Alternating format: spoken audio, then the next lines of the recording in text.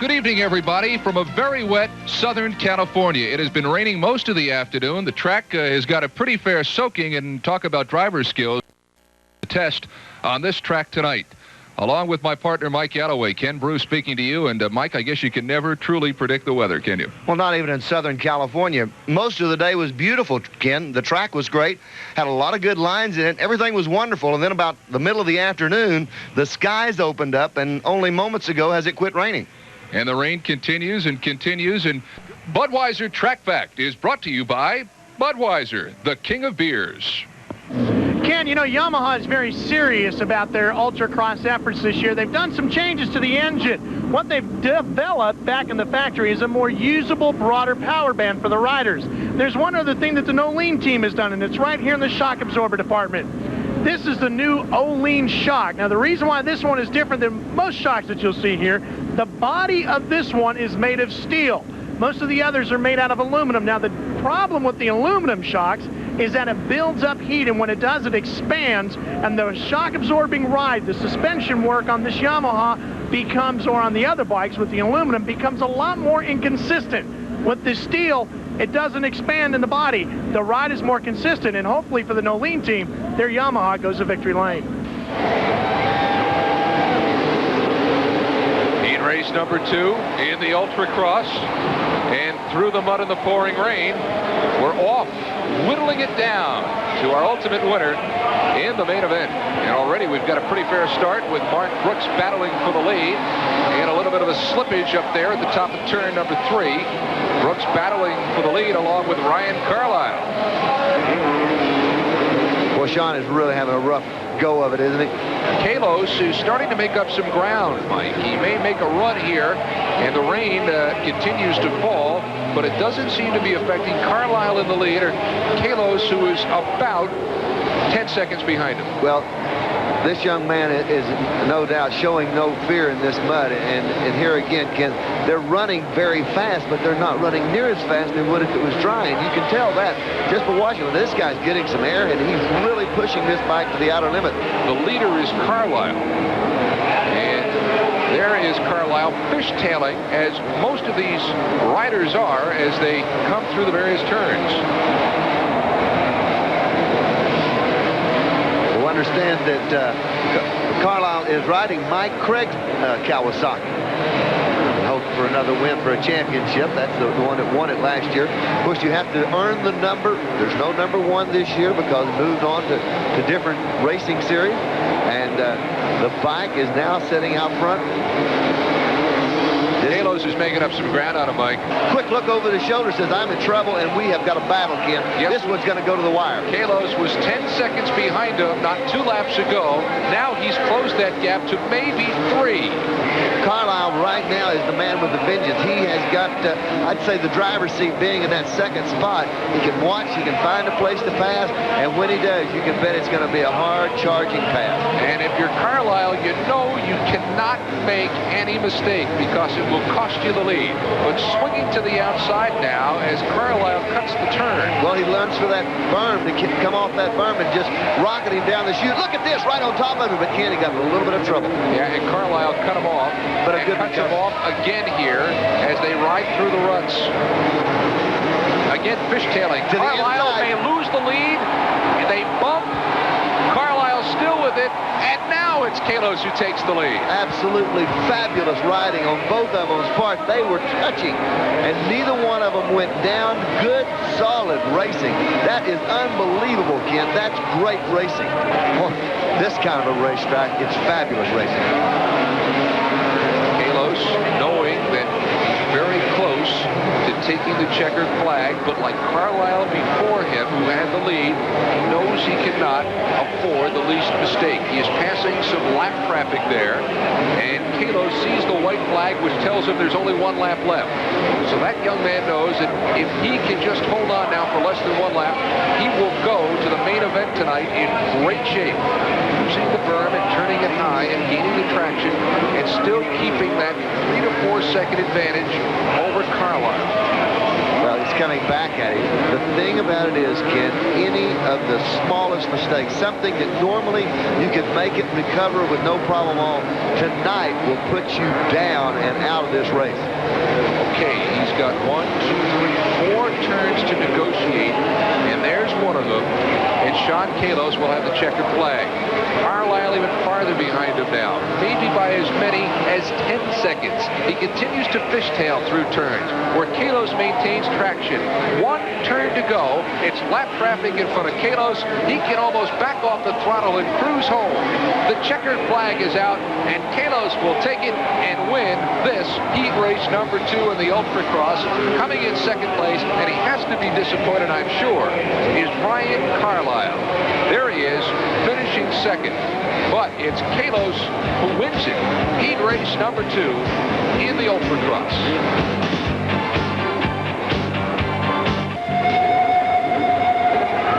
Lined up for the main event tonight in the 4-wheel ATV.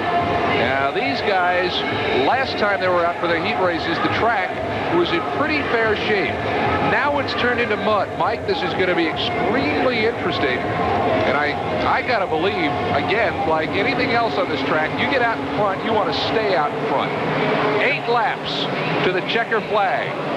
Donovan Hawley on the inside pole position on the number 4 ride tonight is out in the lead. But Ken, this thing is so slick right now, I'm not sure that anyone knows how to handle the course. Of course, they've never been on it in this condition, but Donovan Hawley is the first man to try it around. If he could just stay astraddle of his ride, his Honda, he may be there tonight. It's going to be treacherous, though. Donovan Holland in the lead, the young man from Fresno, just up the road here in California.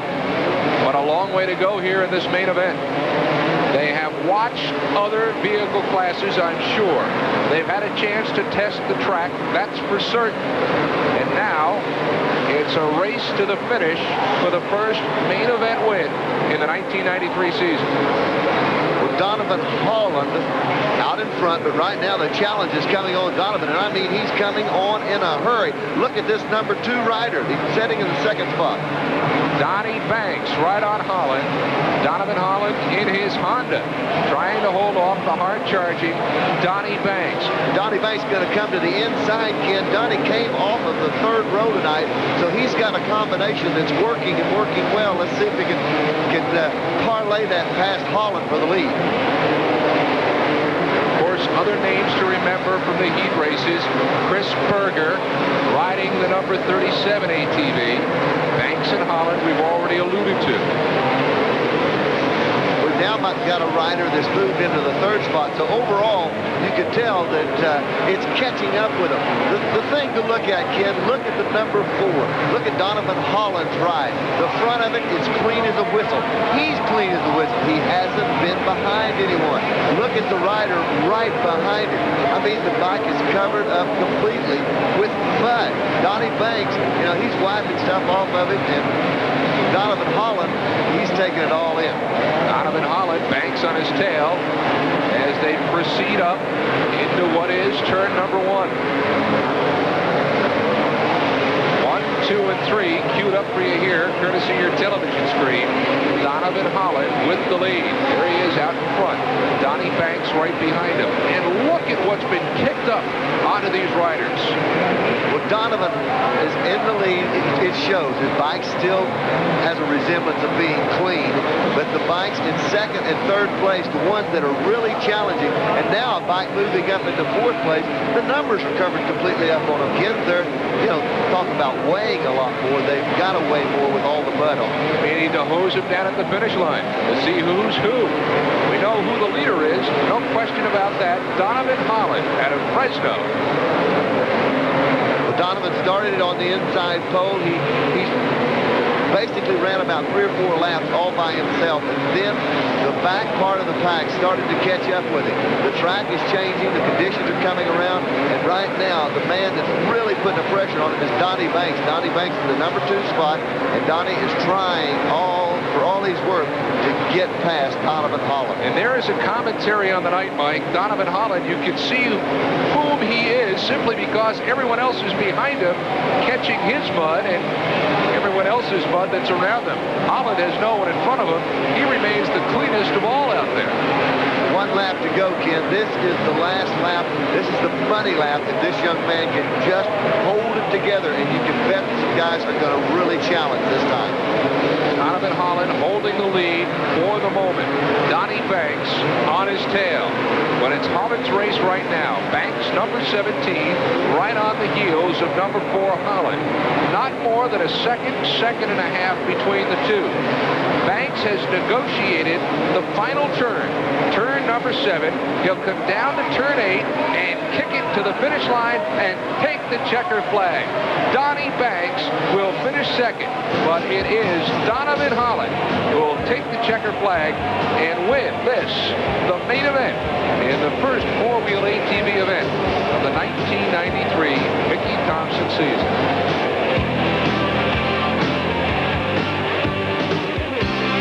Holland standing out of the pouring rain, but I'm sure you'll take it after taking the win tonight, huh? This feels good. Real muddy and rainy, as you can see. It's a mess.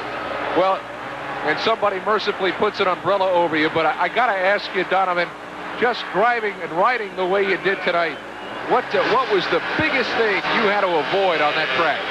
I'd really have to avoid the real tacky mud on the edges of the corners and just stay real tight to the barriers without hitting them and hope for the best, and that's what happened. Donovan Holland, thanks a lot. I'd say go grab a shower, but you've got one right now.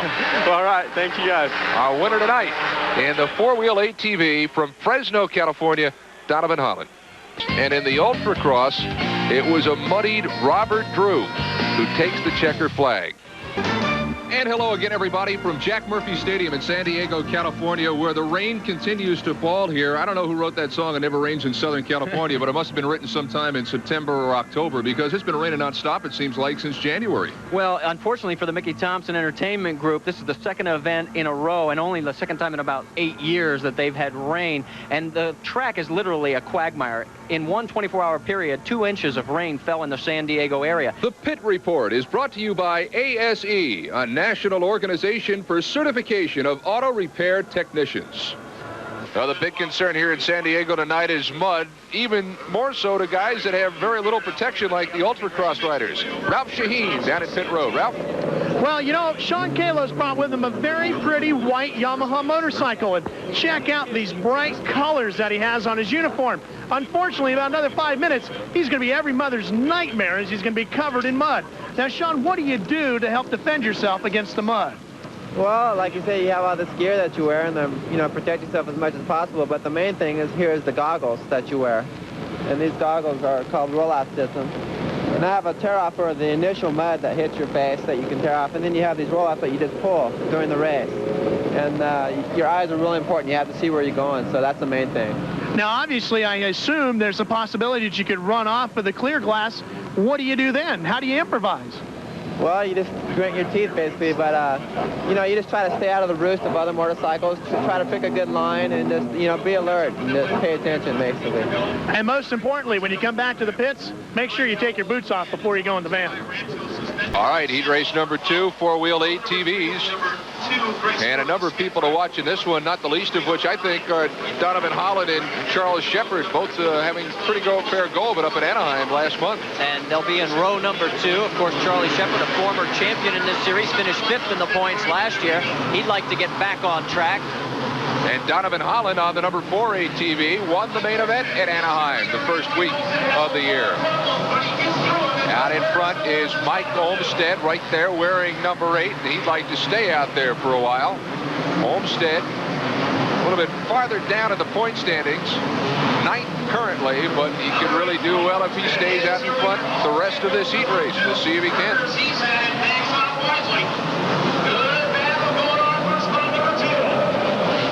Mike Olmstead on a Honda, not too far from here. Northern California, Fresno is home. We'd like to drive it from here to Fresno tonight. Charlie Shepard going after second place, taking a real flyer on the outside, and he made it stick. Shepard gets around with some slick riding. Woo! Chris Berger got an eyeful of that one. Charlie Shepard now running second, Berger third. But our leader at this point is Olmsted. Did you see that puff of smoke coming out of the right side on Charlie? Up, a couple of vehicles tangled up together. That's the number 12 of Brian Sandoval. Couldn't see who the other one was. But they continue to run now with 5 laps to go, and our leader is Mike Olmsted. Decent driving. Charlie Shepard not too far behind. Well, I don't see any of that smoke again. Charlie, though, yep, got a little bit of it there. He is all over him, trying going for the lead. But see, he is definitely getting some smoke out of that right side. But it's a sharp turn, a good turn at the top for Olmsted. Shepard right on him. Shepard out of Bakersfield, California, continuing to duel here as they almost kiss tires through turn number 6. Out of the top of turn 7, and Olmsted still with the lead. Just a little more than 4 laps to go. This is Olmsted, number 8, Shepard, number 5. Tried to take him at that final jump, could not. 4 laps to go now for Olmsted, who continues to hold off Shepard. Well, because of the wet track, there isn't a very wide passing lane. Normally, these guys could run anywhere on the race course. But because of all the mud, there's really just one groove that's finally starting to wear in. And that's what's making it difficult for Shepard to get any kind of run on him. Olmsted with Shepard on him. Chris Berger a distant third as they duel through the top of turn number 7. Shepard, number 5. Olmsted, number 8. Oh, he got on the outside. Change? No. Looked for a minute like Shepard would overtake, and it appears that he has. And cuts him off at the top of turn number 2. Our leader is Charlie Shepard. Charlie Shepard pulls off a move all the way on the outside and makes it stick. And you got to remember, you get too far out there, you're in that loose mud, and he could have been off into the first row of the bleachers. Out through the rhythm section, Shepard building just a little bit more of a lead on Olmsted. Well, it's still Charlie Shepard in the lead, and now even more so as he sees the white flag that tells him there's only 1 lap to go. Falling back a little more is Olmsted, and Chris Berger pulling up in 3rd place. But this, at this point, is Charlie Shepard's race to win. Currently 4th in the point standings, and not that far out of 1st place. Donnie Banks, the leader, coming into this heat race, but of course Banks spending some time in the penalty box, and we'll see in the final analysis how much it costs him. But there is our leader, Charlie Shepard, and he is about to look at the prettiest sight any racer can see, and that is the checker flag. He'll take it. ATV heat race number 2 goes to Charles Shepard. One-time leader Mike Olmsted. He'll take 2nd place, and Chris Berger will take 3rd. But our winner tonight in heat race number 2 is Charlie Shepard. Let's go back and take another look at Charlie Shepard and this great pass that he makes stick on the outside. Now, this is turn number 8. Charlie's trying to make it stick at this point. Coming back over the finish line, he realizes, oops, get a little sideways, got to back out of it. But instead of tucking back in on the inside, he pushes the throttle even harder. Look at the lean. Now, look at how close he comes to getting into that real soupy mud on the outside, and now this is a bold part of the move. Look at how he's leaning so hard and just slams the door on Mike Olmsted, and from that point on, Charging Charlie took the lead for good. Race number 1 tonight, the winner on the number 8 bike, Scott Myers, but a good duel between he and Carlisle. Yeah, they're teammates on Team Green Kawasaki, and that is Myers on the number 8, and then Ryan Carlisle on the number 6. He holds off Carlisle at this point, then watch what happens a little bit later as the checkered flag flies for Scott Myers.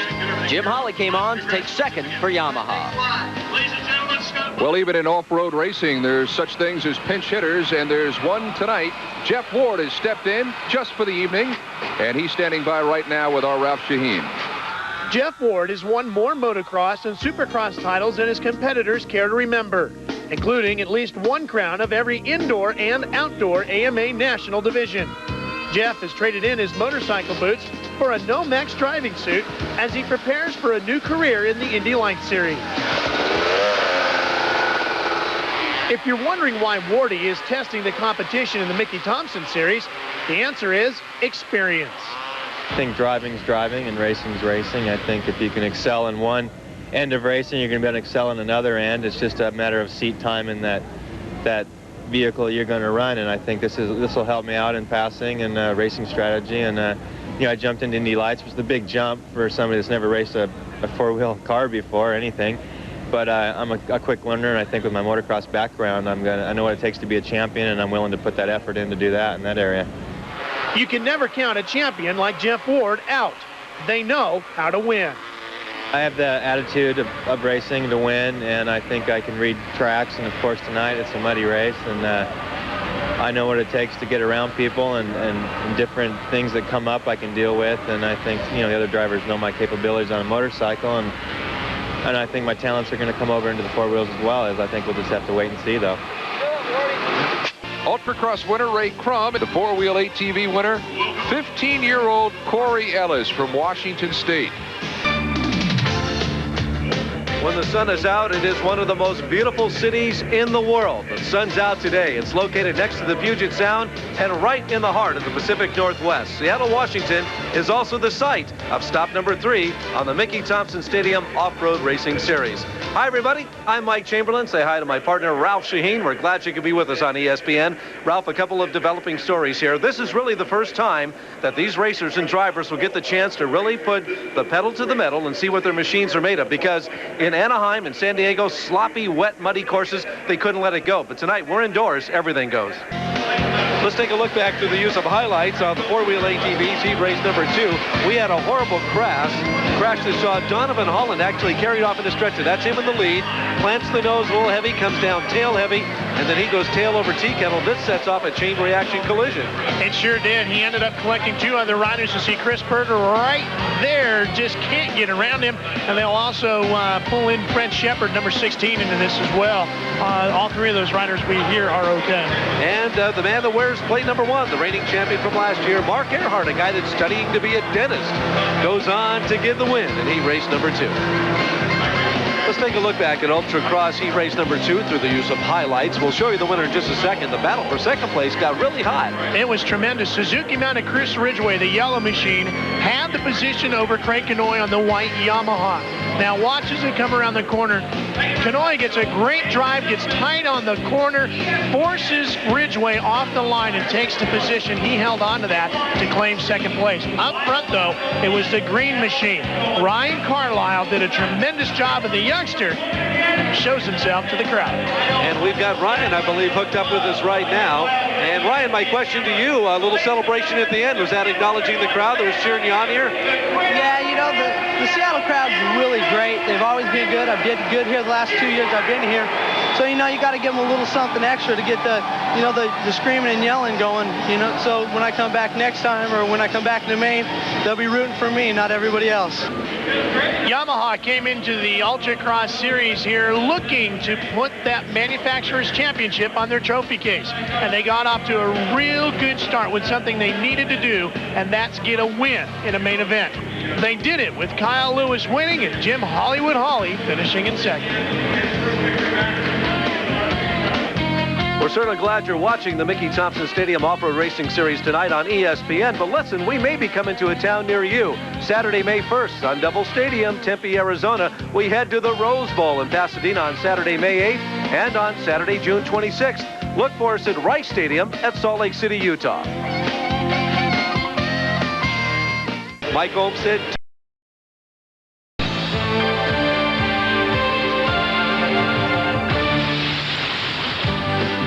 We are out in the desert tonight in the greater Phoenix area, and that includes Tempe, Arizona, the home of Arizona State University. It is hot, it is dry, and that ought to make for a fast track here at Sun Devil Stadium tonight.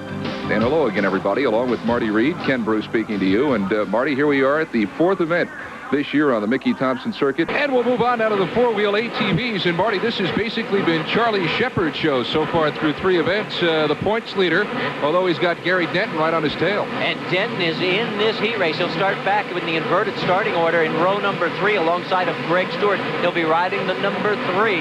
Remember, these are ridden, not driven. You come off the seat, you're in some big trouble. Shepard also in the race.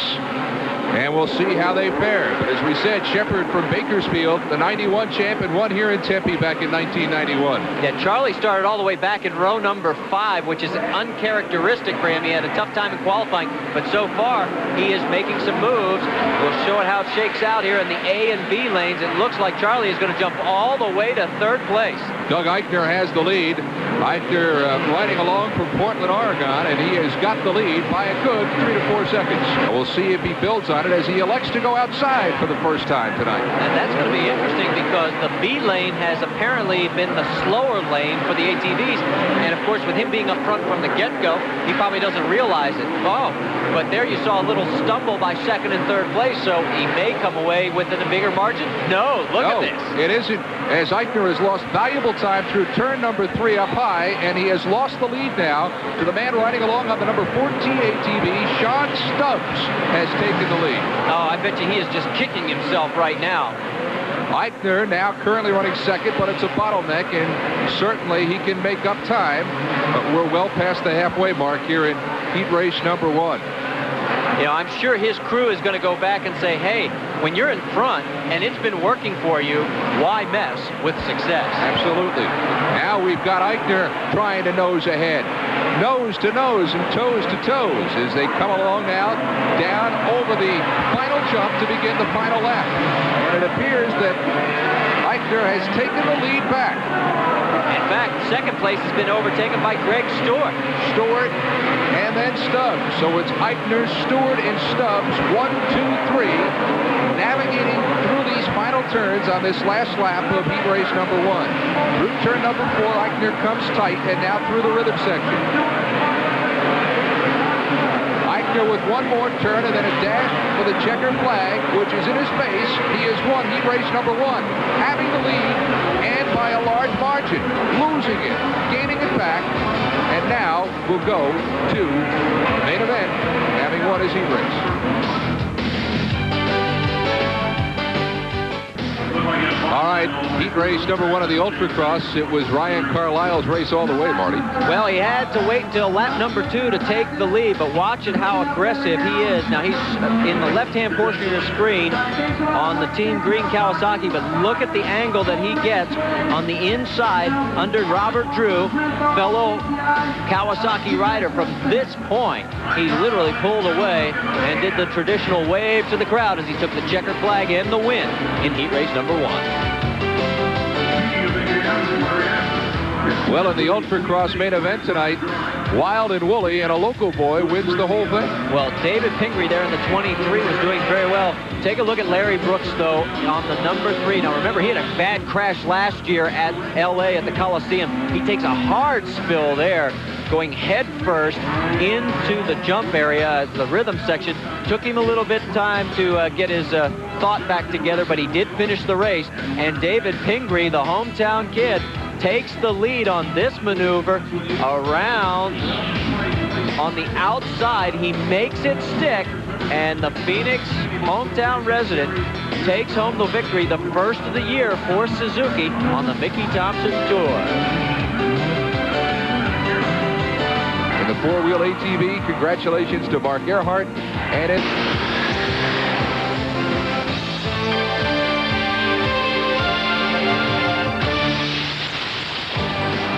has been a gorgeous afternoon here in Southern California. Temperatures in the 80s. In fact, you couldn't ask for better weather for racing.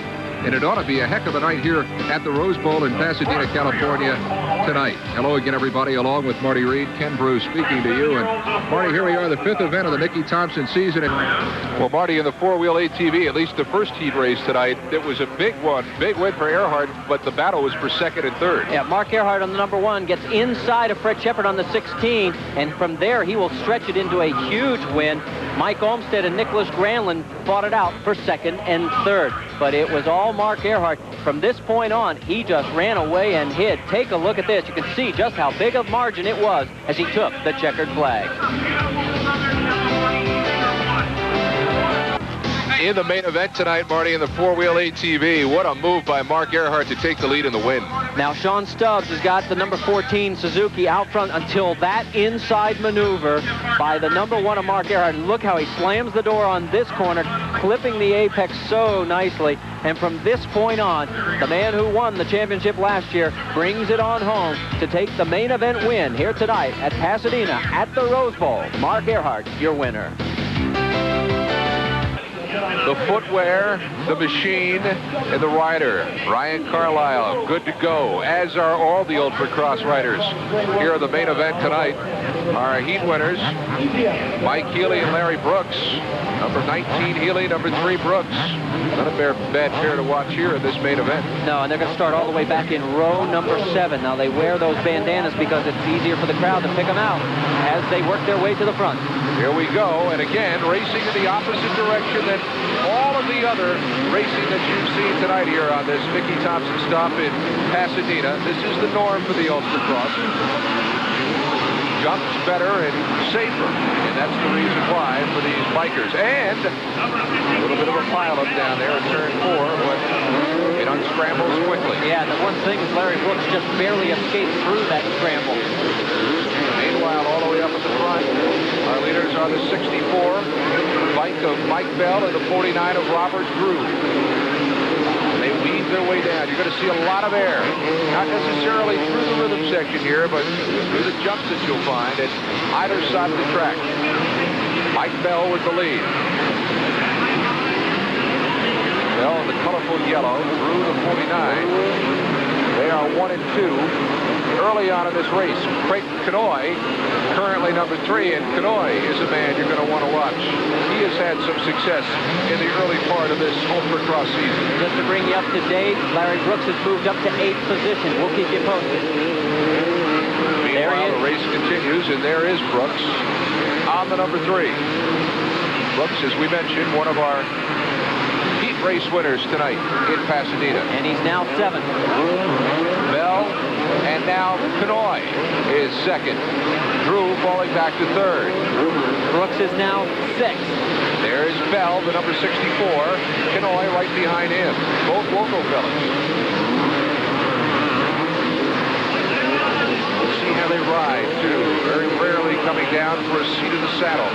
Always riding with the bucket up and the knees bent. And it is a tremendous amount of punishment they put on the lower extremities of their bodies. That's why this is a young man's sport. Not too many 30 and 40-year-olds of this. Well, the oldest rider is actually 32-year-old Jim Holly. One of the few. Reaching the halfway point or close to it of this main event.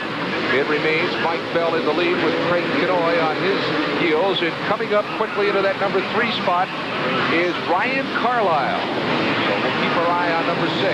Yeah, Carlisle 2nd at point standing. The guys that are really getting interesting is 3rd, 4th, and 5th. Carlisle, and then Ray Crum, and then Larry Brooks. Oh, we got a spill there. And we have Tony Amaradio tied up with the number 19 bike, and they're exchanging words. They're exchanging words. Amaradio and Mike Healy exchanging words at the turn as Amaradio accused Healy of some wrongdoing. And now a huge flip off one of the turns. And the bike, the number 7 bike, has gone flying. And then we had a crash up front, and our leaders, and guess who's got the lead? The number 3 of Larry Brooks. We had 2 spills at 2 different sections of the course. There's our leader, number 3, Larry Brooks, and right behind him is the number 2 of Kyle Lewis. Brooks and Lewis, 1-2 with 2 laps to go. Been a good race so far, Marty. Yeah, some spills and thrills, and it's Larry Brooks who's come from the middle of the pack to take the lead with 1 lap to go. Yeah, and these guys are teammates, Team Yamaha, and boy, I'll tell you, there is no quarter given. They are going to go after each other right down the wire. It's Brooks with the lead, Lewis on his tail, trying to take the inside. Brooks holds him off. Brooks has to navigate through this hairpin. He does that well. Now through the back end of the rhythm section. He'll have only 1 more turn. He'll make that, and Larry Brooks will ride home tonight with the main win in the Ultracross here in Pasadena. And his teammate, Kyle Lewis, will finish 2nd. Robert Drew finishes third. Larry Brooks, the winner tonight in the Ultracross. Larry Brooks, congratulations on a great win tonight. Yeah, it was a really good race. It was a lot of banging out there. When I got around those two riders that had fallen, I caught my knee on them, and luckily I stayed up and stayed to get the overall win. I didn't know that was Kyle behind me. He was really pressuring me from the last row, and I think we put on a really good show tonight. Congratulations, great win. Thanks a lot.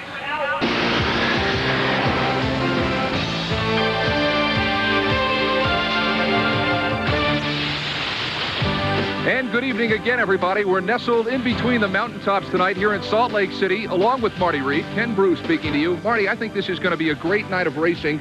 A lot of individual and a lot of manufacturers' point races still up in the air. Well, we're heading into round 6, past the halfway point, and the showdown is about to begin. Rivalries have always had a big place in motor racing, and these two gentlemen, Jeff Ward and Rick Johnson, had tremendous rivalries when they were racing motocross. They had 14 national titles between them in their career. Now they've made the move to the trucks. Rick Johnson's done very well. He started last year, has a win this year, is second in the points. Now, Jeff Ward, this is your very first effort in a Grand National Sport Truck. It's got to be a big difference for you. It's a lot different. Haven't had much time in the car, as Ricky knows. When you're starting out, you got to watch everybody and learn. I did that in motocross when I moved into pro, so it's a new experience for me, but I'm having a great time. Well, obviously, Rick, you didn't have to take too long adjusting. What was the reason for your quick adjustment to the sport of truck racing? Well, I think we had a really aggressive testing program at Chevrolet and Nelson & Nelson Racing. It was a new vehicle, a new driver. Nelson & Nelson came from, they were desert experts. I was a professional in motocross. So we came to a middle ground of compromise on testing and trying different things. So we had two different strategies of how to make the truck work. And I think that aggressive testing schedule is what helped me accelerate so quick. Well, if the success of these guys is any indication, we might see two-wheel racing as a training ground in the future for four-wheel racing. Well, Marty Reed in heat race number 2 tonight in the four-wheel ATVs. Charlie Shepard really made up for a disappointing showing last time at Pasadena. Well, he came out like a cannon shot, and we saw something happen in both heat races. Look at the gaps between Charlie Shepard and back to the rest of the field. This was a high horsepower track, the longest straightaways, we talked about it all night long, that we've ever had on the Mickey Thompson Tour, short of when we go to the LA Coliseum. And both heat races won by Nicholas Granlund in the first heat, and Charlie Shepard here in heat race number 2 were walkaways for both men. Marty Reed in this Ultracross heat race number 1, it was Team Yamaha all the way, Kyle Lewis and John Kalos. Yeah, Kyle had the lead early. Kalos came all the way from row 5 and quickly moved into the second position. He is the current points leader by 2 over Larry Brooks. Brooks will be racing in heat race number 2. He did nothing to jeopardize his second place finish, especially with his teammate in front of him. He knows that he picked up enough passing points. He's set for the main. He'll finish second on the number 9 Yamaha. That's John Kalos behind Kyle Lewis, the winner. Marty Reed in the Ultracross main event tonight. Ryan Manley took off and left everybody in his dust. Well, take a look at the air right here.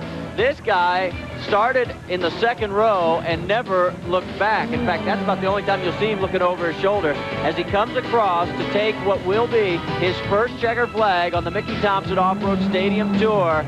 And there it is. And now we're going to get a chance to talk to the man who's waving to the crowd here at Rice Stadium. Brian Manley, congratulations. Great run. Thank you very much. And it really feels good to win a race. I haven't raced an Ultracross in about 3 years, so this is a nice way to start back off. Yeah, are you going to make this a regular tour stop now? Well, we'll see how the finances go, and possibly, it's a lot of fun.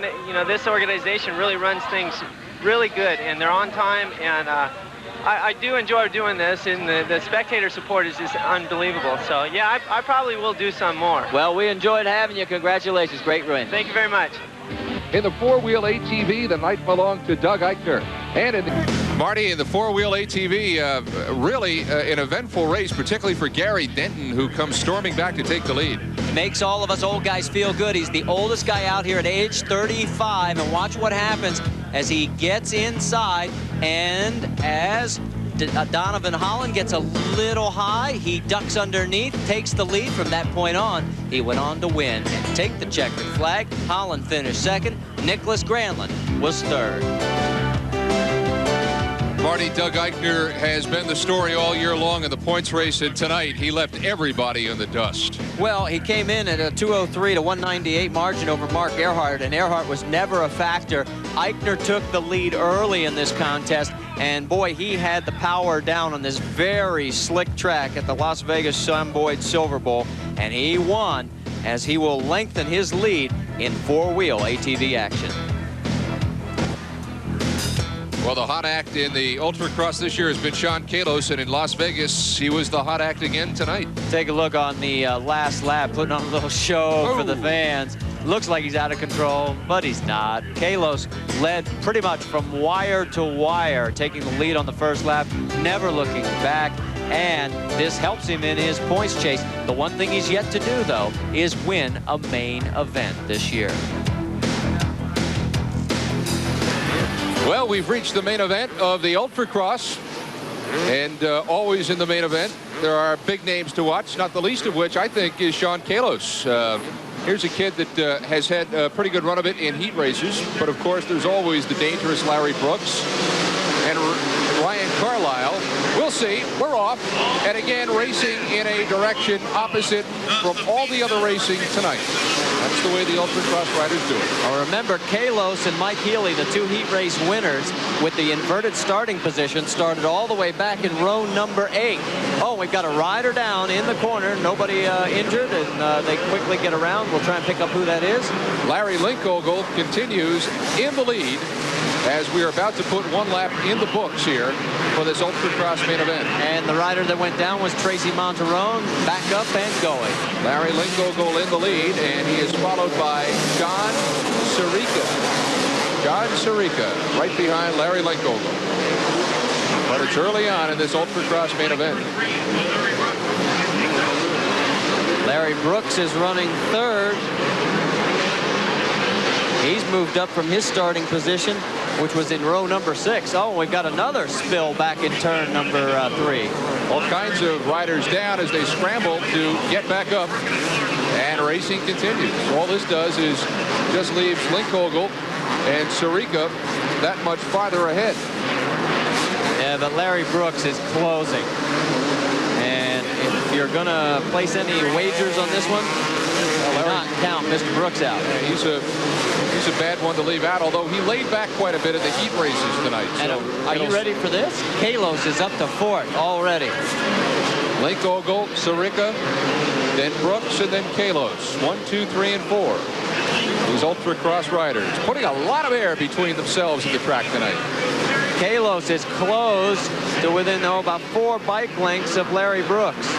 There's Brooks, there's Kalos, 3 and 9. Both of them on Yamaha. Brooks may not know it. He's after second place right now. That is first, second, third. Oh, Brooks is down. Scrambling to get back up, but he's lost his position. He is fallen back to 4th. And in the process, Kalos has taken 3rd and was closing on 2nd. Closing in on Sirica. Meanwhile, Linkogold continues with the lead.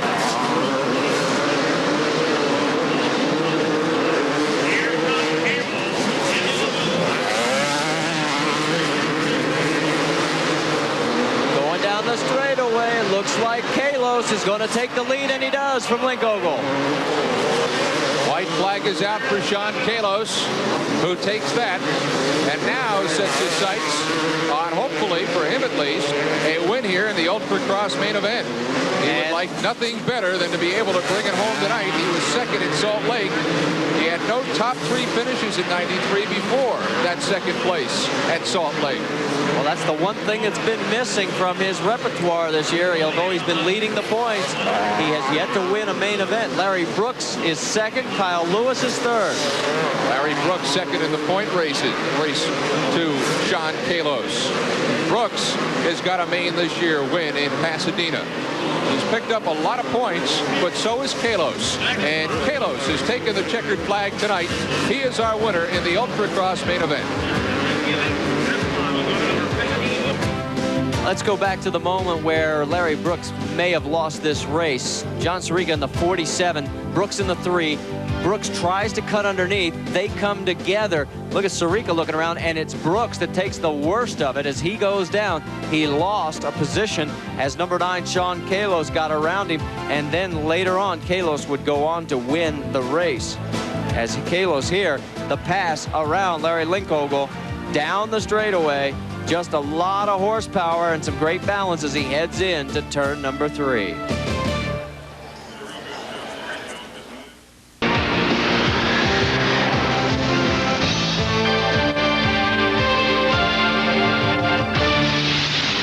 ESPN, the world leader in motorsports coverage, welcomes you to Denver's Mile High Stadium, where the temperature is a very brisk 36 degrees at the home of the Denver Broncos and Colorado Rockies. But tonight, it's Conoco's Rumble in the Rockies, as it's round number 8 of the Mickey Thompson Stadium Off-Road Racing Series. Look at the highlights from the Ultracross heat number 1.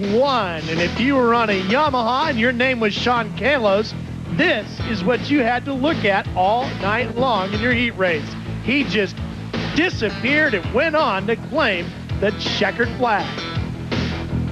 If you want to race Ultracross, you got to be young and tough. Take a look on the left side of your screen. Bike number 9, Sean Kalos. He knows it's going to hurt right here. Oh, boy, that hurt. Oh, he takes a beating in the rhythm section. Sean Kalos looked like he was going to be down and out for the count, but look at this, folks. He got going again on the motorcycle. And he even did a little high-tech maintenance to get it right. While he was doing that, out front, his teammate Larry Brooks on the Yamaha number 3 claimed the victory for Team No Lead.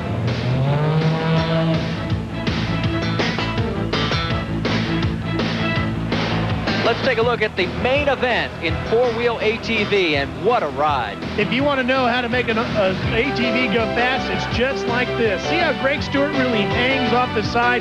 That made the difference in this one as he sailed on to claim the checkered flag. Hanging off the side, getting all the momentum out of that machine that he could, made all the difference here tonight in Mile High Stadium. It never fails. The drivers and riders on the Mickey Thompson circuit bang on each other all season long.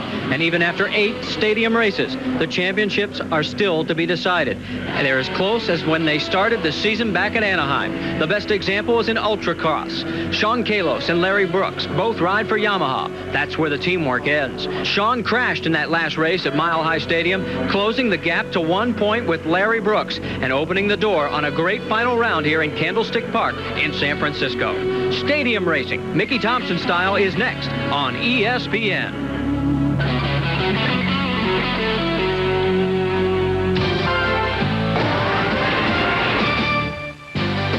Hello again, everybody. I'm Marty Reed, working alongside with Ralph Shaheen, and we are down to the final round of the 1993 Stadium Off-Road Racing season, and a lot is at stake, Ralph. And of course, we're still going to be focusing our attention also on the Ultracross battle. This, Ralph, has turned into a 1-point contest between 2 friends. Can you believe this? We've done 8 rounds. These 2 riders have been the best of friends since their mini bike days, and as Marty points out, just 1 point between the 2 of them. They are really getting tense down in the pits as well, Marty. As you know, being the best of friends, neither one wants to lose out to the other. So they will be really going out of here tonight, hammer and tong. Well, the one thing we should also point out is Yamaha has clinched the Manufacturers' Championship, so the team orders are off the board. These 2 will be able to go after each other. Let's get ready for tonight's first race. We're ready now for the main event, 4-wheel ATV action. This crowd at Candlestick Park having a great time tonight, the final round on the Mickey Thompson Tour for 1993. And the big news is Nicholas Granlund did not qualify for the main event. He had an accident in his heat race. He does not make it. He came in tonight second in the points. He'll finish probably down around 3rd or 4th. That's an amazing story. 18 other riders did transfer through as you take a look at them, but unfortunately for Nicholas, he will not be a part of them. Doug Eichner is the man on the front row. He is the points leader, number 6, and he takes the early lead. If he stays out in front, it's his championship. The man to keep your eyes on, though, is the number 2 of Greg Stewart. He started 6th, and he will be coming through the field. You can bet on that. Stewart can only play the role of spoiler. He cannot be a deciding factor in the championship, as he is well down in 7th place coming into tonight's action. The other rider we'll keep an eye on is number 1, Mark Earhart. He's the only other rider with a legitimate shot to get the championship from the number 6 of Doug Eichner. Stewart is just at the back of your screen. He sits in 5th and is closing rapidly on 4th. By the time we get down to the hairpins, he will be challenging for that position. There you see him, the number 2. Stacked up back in there. Stewart is the rider we've been talking about the last half of the year who has been so strong. Was a winner at Denver, finished 2nd. The race before that at Las Vegas. That very pretty riding style of his has really brought him to the front of the crop here on the Mickey Thompson Tour. Back up front with your leader. Yes, sir, Doug Eichner. Eichner about a 5 machine length lead over the number 3 of Gary Denton. A 2-time winner in his own right. Eichner claiming checkered flags at Salt Lake City and Las Vegas. Denton closes up a little bit through the hairpin section. In fact, he closes up a good deal, and then all of a sudden, like shot out of a cannon in the straightaway. Stewart is down. Greg Stewart has crashed, Marty. There you see him. He was trying so hard to overtake 4th place. He got out of shape over the whoop-de-doo section, the rhythm part, and he went flying over the handlebars. Right now, as we look at the action, that is Mark Earhart back in that pack. Battle up front. You see the number 6 of Doug Eichner. The battle really is for 2nd and 3rd. 5th place is held down by Mark Earhart. That will not do it for him. He has to win and hope that Doug Eichner drops back. Charles Shepard, the number 5, has moved himself up into 2nd place and is closing rapidly on our leader. Charles Shepard, a former champion on the Mickey Thompson Tour. And he is shy of a win here this year, has not found a way into victory lane, but he did win here at Candlestick the first time we raced here back in November of 1990. And he is charging hard for the lead right now. Oh, he sort of high-centered that rhythm section. Lost a little bit of time there, but rallies back. Charles Shepard. Charging Charlie doing a pretty doggone good job right now. Well, he has settled down a little bit. He knew he had a shot at him, and he got out of shape. So now he has settled down a little bit, setting up another charge. Here it comes to the inside. He won the championship in 1990. Right now, he can play the role of spoiler. I'm sure Mark Earhart would like to see Doug Eichner pull back into his clutches. But boy, all of a sudden, look at the lead. Whoa! As our leader, Doug Eichner, got very loose coming over that jump. Earhart has moved himself up into 4th, just at the top of your screen. And look at the line that Shepard is running, way out into the outside, trying to use as much speed as he can, sweeping through there, now down to the hairpin. He'll try to get to the inside, but no room there. Doug Eichner trying to do it in style. He doesn't need a victory to clinch the championship, but he is riding as hard as he can. Oh, here comes the move from Shepard. Oh, he tried to get inside of him again and couldn't make a move at turn 6. White flag comes out one more time around, and it will be a championship and a victory for Doug Eichner. Charles Shepard, the only man who can deny him the win.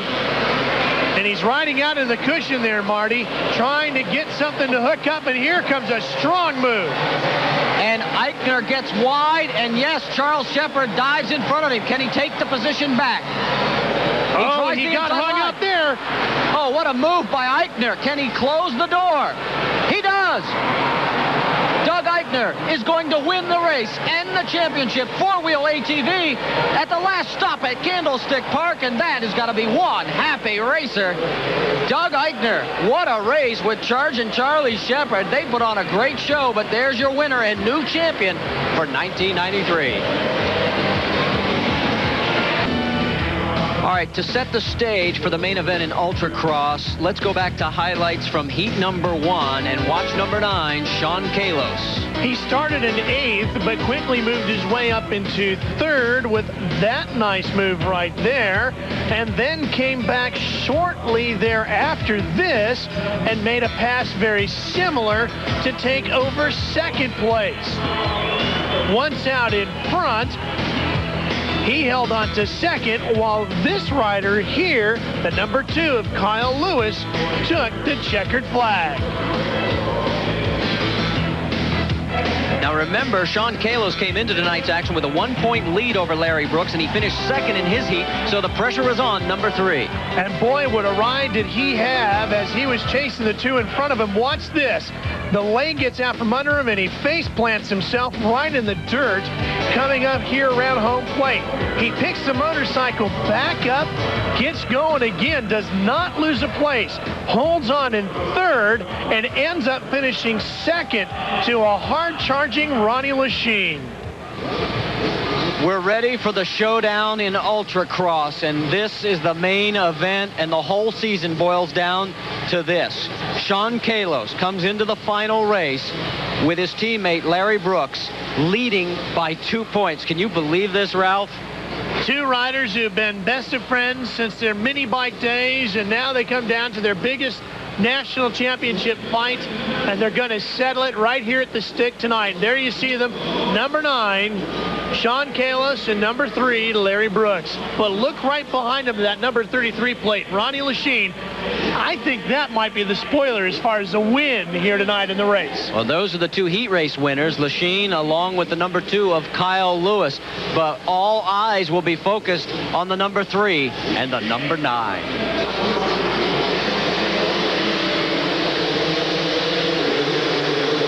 The green flag drops. The bungee cords are flying. Oh, and a big spill right in the very... Oh, a big crash right at the start of this race involving Tracy Monterone as he gets run over.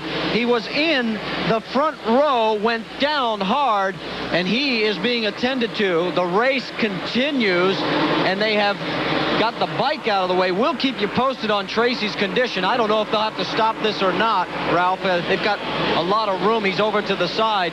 Well, the good thing about this form of racing is that with the waving yellows, the riders can go all the way to the far side of the racetrack, continue the race without any further damage to Tracy, and Tracy is up and walking around, so that is a great sign.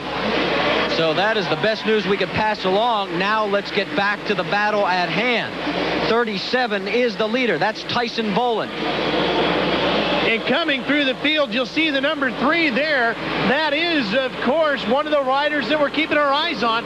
That is Larry Brooks. And the ironic thing is, Marty, that both Larry Brooks and Sean Kalos are former winners of Ultracross events right here at the stick.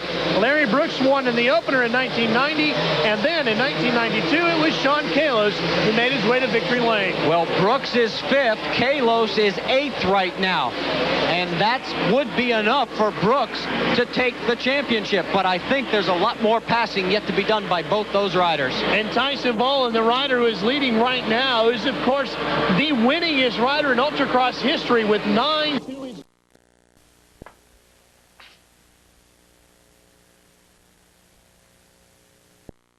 Definitely on the line.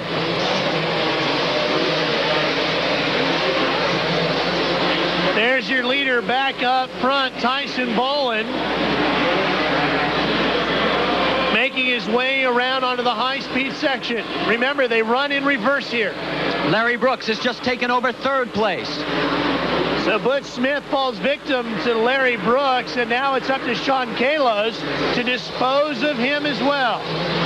Kalos is running 5th. There you get a view, and now back up front with Tyson Boland. Eric Hilton on bike number 63 runs right behind Tyson. He sits in 2nd place. There you see the gap back to 2nd. Not a whole lot. And now you see closing in rapidly is number 3 on the no-lean Yamaha. That, of course, is Larry Brooks. There's 1st. Here is 2nd. That's Hilton. There is 3rd. That's Brooks and Butch Smith. And there is Sean Kalos. So 3rd and 5th, the magic numbers right now. That would be enough to give Larry Brooks the championship if that were to hold up. The number 2 and the number 8 that you saw were Kyle Lewis and Scott Myers. They're in contention here as well. Now remember, our figures coming into this showed a 2-point differential.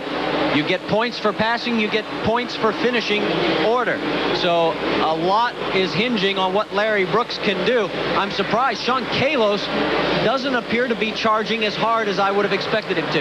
Well, there you see him right there, number 9, Sean Kalos on his no-lean Yamaha.